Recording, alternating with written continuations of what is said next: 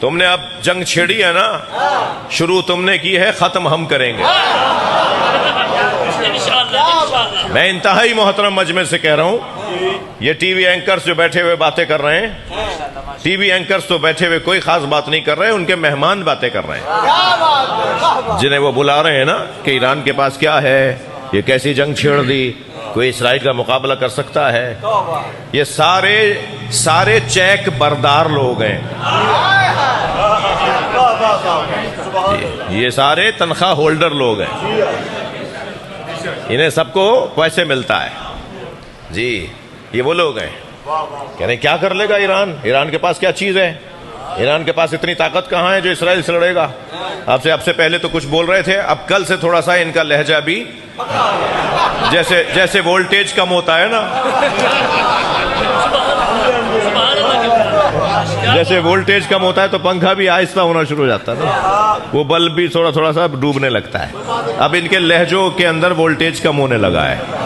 یہ تیسرا دن شروع ہو رہا ہے نا، وہ سوچ بھی نہیں سکتے تھے کہ ان کے عمارت کو ہی گرائے گا، ان کے کئی مرکز گرا دیے گئے۔ وہ تو کوریج کر ہی نہیں رہے، وہ تو اپنے مردوں کو دکھاتے نہیں، ہم تو اپنے شہیدوں کو دکھاتے ہیں۔ وہ تو چھپا رہے ہیں اپنے جنازے جی، وہ تو چھپا رہے ہیں اپنی ناکامی، وہ تو کوریج نہیں کرنے دے رہے بڑے بڑے صحافیوں کو، اور ہم تو اپنے جنازوں کو دکھائیں گے۔ ہماری تو طاقت ہی ہمارا شہید ہے، ہم تو شان سے نماز جنازہ پڑھیں گے۔ تم اگر مسلمانوں کو سمجھ لیا ہوتا تم نے تو تم مسلمان نہ ہو جاتے جی۔ ہمیں سمجھنا تمہارے لیے مشکل ہے، ہمیں سمجھنے کے لیے تمہیں کربلا آنا پڑے گا۔ ہاں، ہم اپنے شہیدوں کے جنازے اٹھاتے ہیں، جنازے پڑھتے ہیں، شان سے میتیں اٹھاتے ہیں، تم جنازے چھپاتے ہو۔ تو جو دکھایا جا رہا ہے وہ جنازے شیعوں کے ہیں، وہ ہیں مسلمانوں کے، وہ ہیں مثلا ایرانیوں کے، تو تم کہہ رہے ہو اتنا مار دیا اور تم اپنے جنازے چھپا رہے ہو، تو چھپ نہیں پاؤ گے۔ تو یہ جو ٹی وی پر جو مہمان بیٹھے ہوئے ہیں نا، وہ اکثر مایوسی کی باتیں کر رہے ہیں۔ ایک صاحب کہنے لگے بڑی باتیں ہیں، میں آپ سے زیادہ اس موضوع پر میرا مزاج بھی نہیں ہے کہ میں زیادہ، یہ تو اس وقت کیفیت ایسی ہے تو اتنی بات بھی کر رہا ہوں میں جی۔ ایک صاحب تو کہنے لگے کہ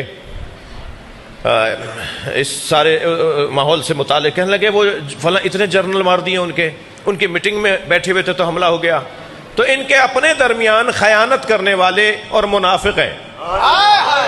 یہ انہوں نے ایرانیوں کے اوپر کہا کہ ان کے اپنے درمیان خیانت کرنے والے ہیں اور منافق ہیں۔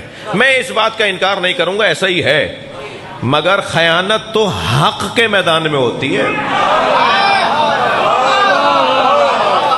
حق والوں کے درمیان اگر کوئی حق سے ہٹے تو اسے خائن کہتے ہیں نا، تو خیانت بھی وہاں ہوتی ہے جہاں حق والے ہوں، جہاں سارا ماحول بکا ہوا ہو،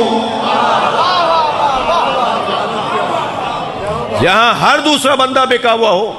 وہاں 2 آدمی بکے ہوئے تھے تو انہوں نے اتنا نقصان کر دیا، یہاں تو یہ سارے بکے ہوئے ہیں، تو یہاں تو کوئی گفتگو ہی نہیں ہونی۔ تم سے کیا بات ہونی ہے؟ خیانت کا لفظ تمہیں کیا پتا؟ سبحان اللہ، سبحان اللہ۔ منافقت تمہیں کیا پتا؟